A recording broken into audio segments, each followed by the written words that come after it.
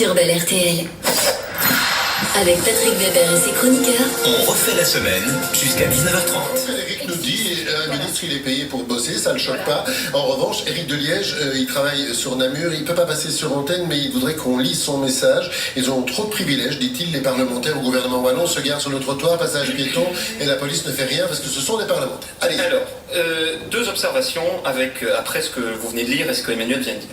Il est évidemment tout à fait normal qu'un ministre du gouvernement fédéral, ministre de la Défense qui plus est, ministre régalien, dans un contexte qui plus est, qui est un contexte terroriste, qui représente la défense alors que la Belgique est engagée sur un certain nombre de terrains, soit protégé, soit escorté. Et je préfère savoir mon ministre en sécurité et qu'il aille rapidement d'un endroit à un autre, surtout quand il s'agit d'un ministère important comme le ministère de la Défense, qu'il soit bloqué dans les bouchons et de même fait que sa sécurité puisse être mise en péril. Ça, c'est un premier point.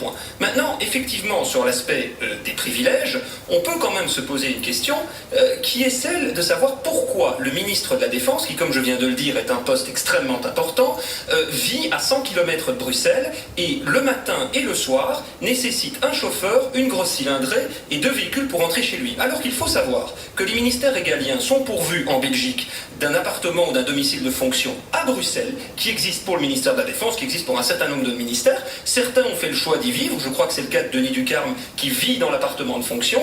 Ça évite qu'il doit rentrer à Chine tous les soirs. Les n'ont pas terriblement envie de vivre à Bruxelles. Mais c'est inacceptable. Oui, mais dans toutes les capitales, on prend la fonction. Oui, mais dans toutes les capitales du monde, les ministres habitent dans la capitale et ont des déplacements extrêmement courts parce qu'ils doivent pouvoir être mobilisés immédiatement. Je ne remets donc pas en cause l'escorte, mais je remets en cause qu'un certain nombre de ministres du gouvernement, il n'est pas le seul, il y en a beaucoup, rentrent dans leur province tous les soirs, fassent plus de 300 km. Le coût écologique et le coût économique et le coût en termes de sécurité de ce type de coquetterie est absolument absurde. Je pense que quand il faut se déplacer dans Bruxelles, parfois d'aller d'un point A à un point B, ça peut mettre autant de temps que...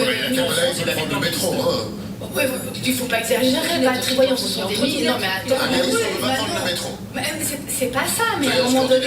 Mais je pense qu'on est en train de sombrer dans un espèce de truc où on. Enfin, je sais pas, c'est comme Non, si. mais je suis pas sombré dedans. Non, mais pas vous, mais j'ai l'impression que de manière générale, on est en train de sombrer dans un truc où on veut que tout le monde. Alors c'est super, hein, que tout le monde soit égal, etc. On l'est tous humainement, mais il y a des fonctions qui ont effectivement un peu plus qui demandent un peu plus d'urgence et de protection. Oui, mais d'accord, mais tous les autres. Je vous laisse avoir après. Simplement, là, j'ai 5 auditeurs qui viennent de dire, enfin, il a qu'à partir à l'heure. Mais c'est pas question de partir à l'heure, voyons. Parce que maintenant on sait prévoir. Mais on sait pas prévoir. Ceci étant, je pense que la question ne se poserait pas si on n'avait pas eu autant de soucis de gouvernance et de transparence dans la gestion. On a des problèmes de gouvernance. Que fait-il à 100 km de Bruxelles? Moi, c'est ça la vraie question.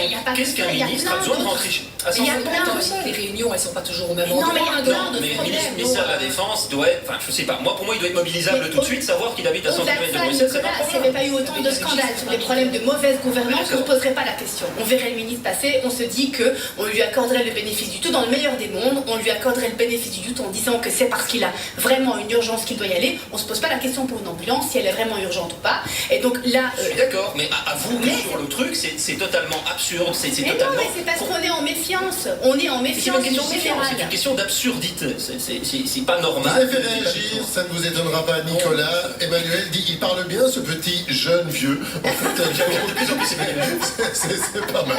Et puis, il y a un autre auditeur qui dit que c'est votre grand dada. Hein. Il reconnaît l'argument qui consiste à dire qu'il faut absolument habiter à côté de son job. J'ai l'impression que vous nous l'avez déjà fait une fois pour une histoire de suppression d'emploi, en fait, et qu'il fallait que les gens puissent donc habiter à proximité. Je suis convaincu que c'est la voie que prend, c'est la modernité. On retourne dans les villes, ça pas nécessairement à Bruxelles, hein, mais on retourne près de son lieu de travail. Le coût écologique d'habiter loin de son lieu de travail, c'est une bêtise. Mais non, parce que ça veut dire qu'on a toujours les réunions au même endroit. Mais non, mais c'est pas ça, mais c'est le fait d'avoir autant de... Enfin, c'est une autre question, d'avoir autant d'acteurs, ça complique un petit peu le débat. Petit message d'intention de Fred qui dit, j'ai jamais vu Weber dans le métro et il n'est pas ministre. Fred, vous regardez mal ou on prend pas les bonnes lignes.